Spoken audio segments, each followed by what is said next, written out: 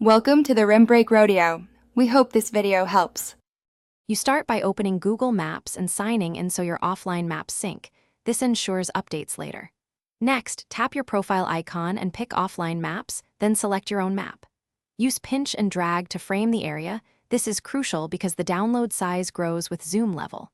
You want streets and points of interest visible. If the estimate is too large, zoom in to reduce it.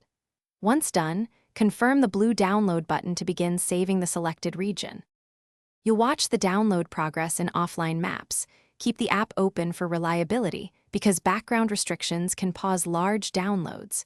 If you're on a limited plan, make sure Wi-Fi only is enabled, otherwise allow mobile data.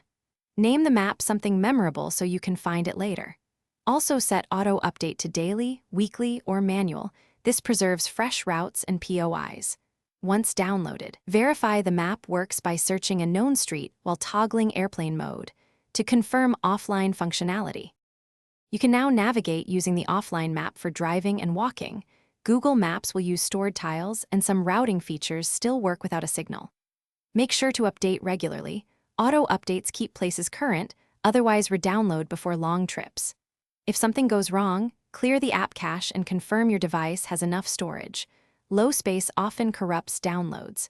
If problems persist, delete the offline map and redownload the area at a lower zoom level. This typically resolves missing tiles or route errors. Thanks for watching.